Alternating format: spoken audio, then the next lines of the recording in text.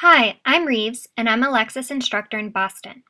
Since so many of us in the Northeast have been hit hard with snow, leading to cancellations and therefore lots of makeup classes, we at Lexis realized that your daily schedule just became that much more cramped, stressed, and your time even more precious. Because we didn't want you to miss out on anything, we've turned our Appellate Brief training into a video for your convenience.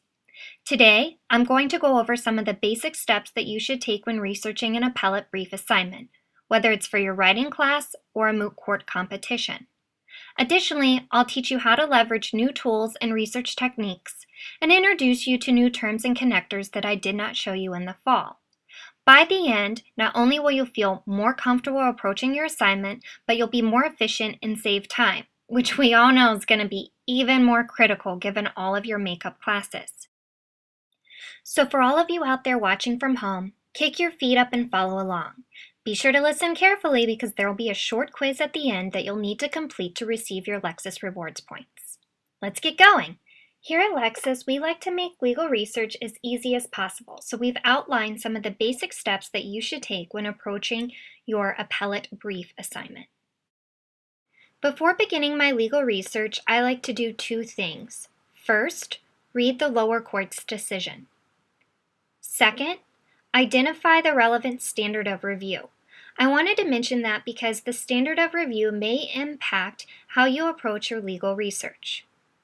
Once you have read the lower court's decision, you're going to want to identify the major cases and the major statutes at issue. In my example today, we're going to assume that you are being asked to research the exclusive control element of res ipsa loquitur. Unlike a memo or trial brief where you start your legal research in secondary sources, you're going to want to start by shepherdizing the main cases and statutes that were provided to you in the lower court's decision. This is going to lead you to relevant cases as well as relevant secondary sources where you can learn more about your topic. So let's do that now.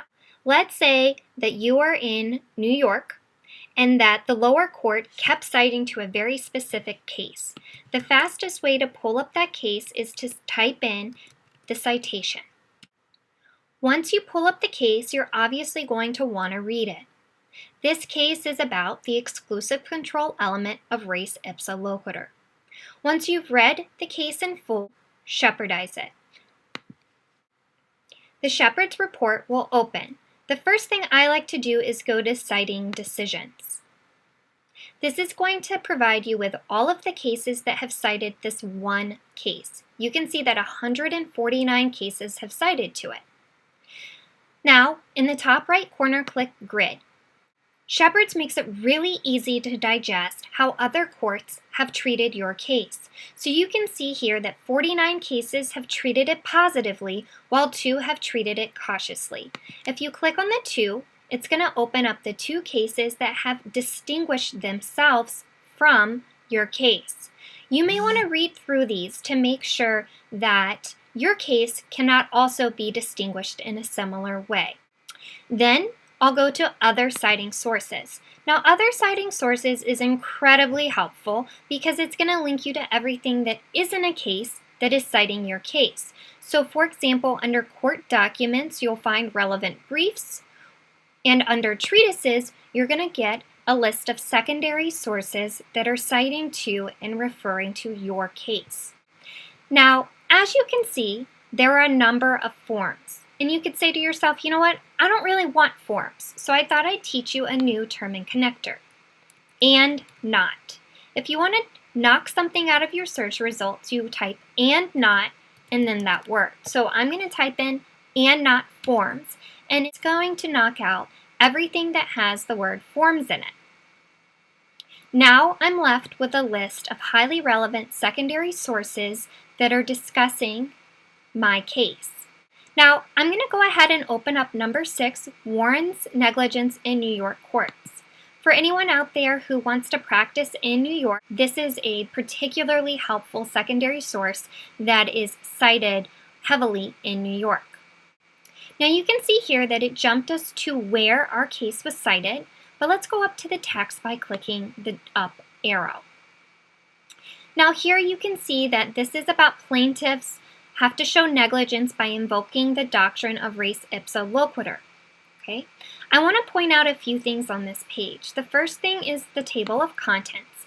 It tells you where in the source you are. Additionally, I wanted to point out how incredibly helpful it is. It's going to explain the law to you. So if you don't know a lot about res ipsa loquitur in New York, this is like having a senior partner hold your hand and explain the law to you. And you're going to find out, hey, here are the elements that you need to prove for res ipsa loquitur. And if you read a little bit farther, you're going to learn that the exclusive control element is actually an issue, and that New York has actually adopted a comparative negligence standard, and it's going to give you the relevant statute. So now you can see why secondary sources are so incredibly helpful. So let's go ahead and jump into that statute now by clicking on the link.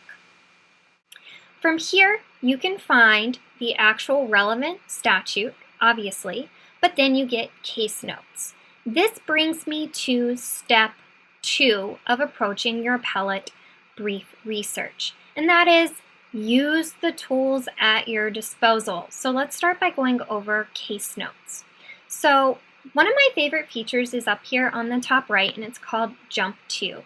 Makes it really easy and quick to navigate around my document. So you could go to case notes, for example, as we see here, and it's going to give you a list of all of the major cases that are citing to this specific statute, and we've organized them by topic area.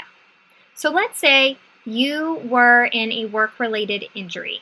That's your fact pattern. If you click the little down arrow, it's going to give you the major cases on point. The other thing I wanted to point out in the Jump To feature is the Research Reference and Practice Aid section. I wanted to point that out to you because it's going to link you to all of the major secondary sources that are discussing this statute.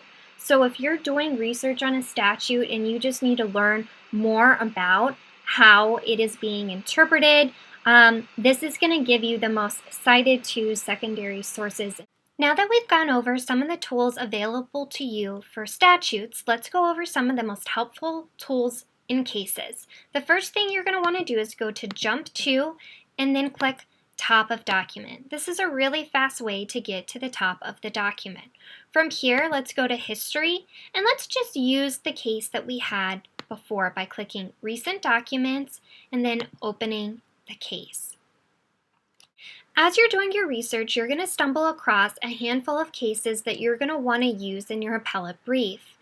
As a quick review, you're going to want to read the case summary quickly to see if the case seems like it's on point. If it seems like it's on point, you're going to want to go to the Lexis headnotes. And from here, we take actual real sentences from the case and we label them Headnote 1, Headnote 2, Headnote 3, and pull them to the top of the document so that you can quickly skim the most important parts of your case. As you're going through, you might find material that's particularly helpful. So for example, Headnote 4 is about the elements of res ipsa loquitur. Have you ever noticed that directly above a headnote, there's this very official breadcrumb trail? You can actually do research by the breadcrumb trail. Similar to Westlaw's key number system, we have a topic system that's located right here. Now, if you wanted to open up all of the cases that went from torts to res ipsa loquitur to elements to general overview, it's quite simple. You click the arrow and click Get Documents. This is going to open up every single case that has that exact breadcrumb trail. Alternatively, you can research through topics by going to Browse, Topics. And of course, from here, you could actually go topic by topic. So you could say torts, general overview, and so forth, or you could just run a search within it. So if we went to all topics, you could say, you know what, I want to look for res ipsa loquitur within all of the topics and click Search. You can see that under torts, it pops up 3 times in our topics. Now I want to teach you a new little trick. Under Actions, you can click Action, Add Topic as a Search Filter. And you can see that it's been added up here. Let's add all 3 just as an example.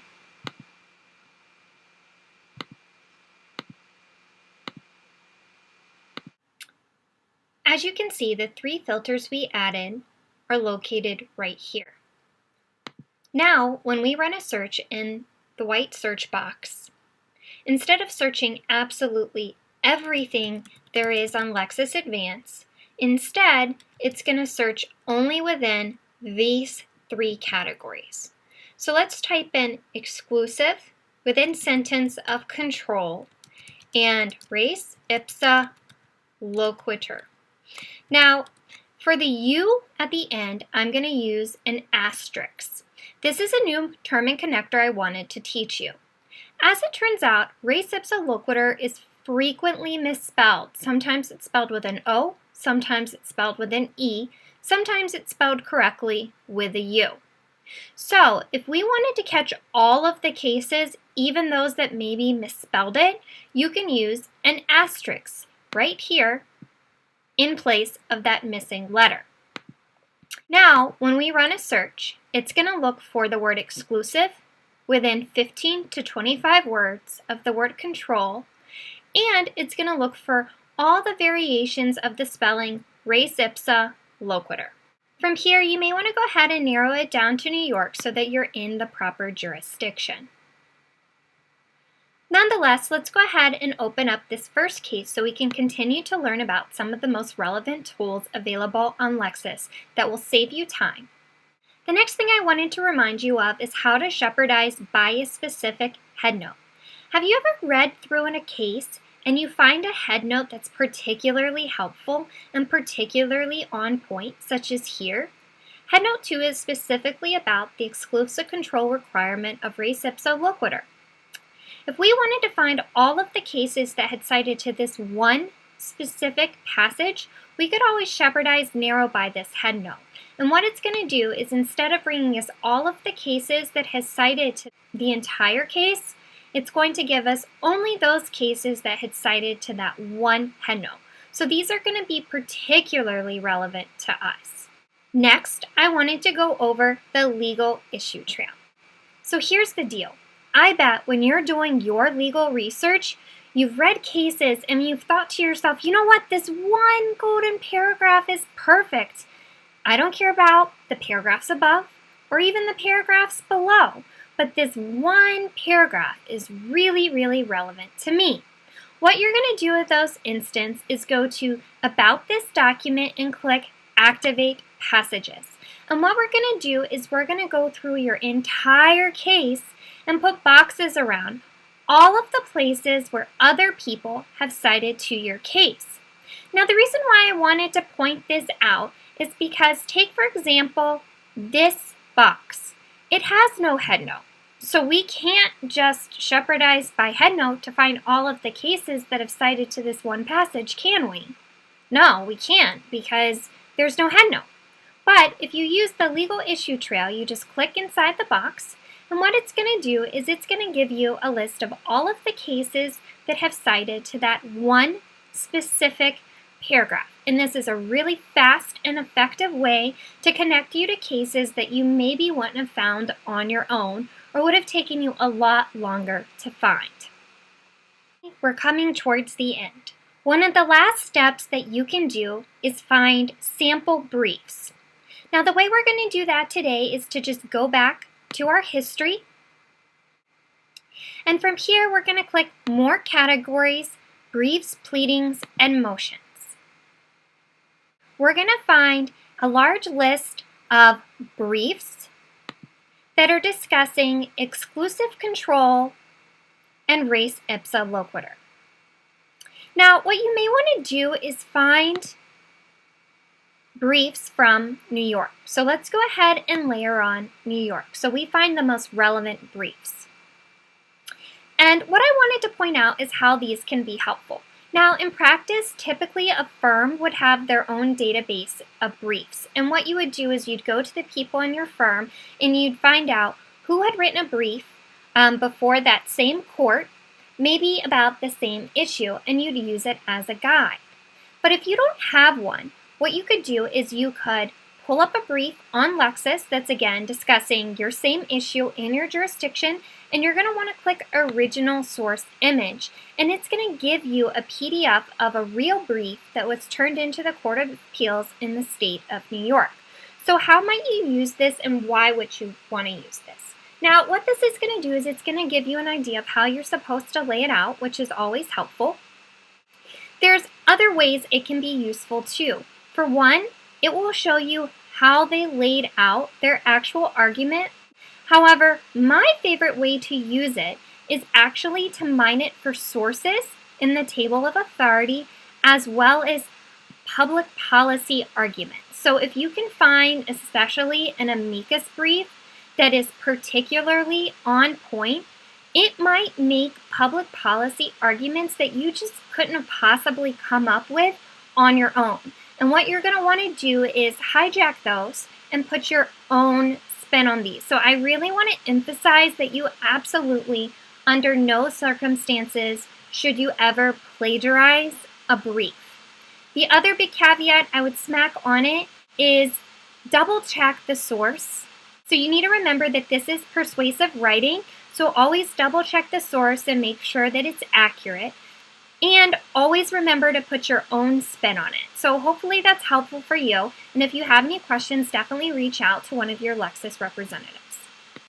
And finally, step 4. You should always, always, always shepherdize absolutely everything that you put in to your brief.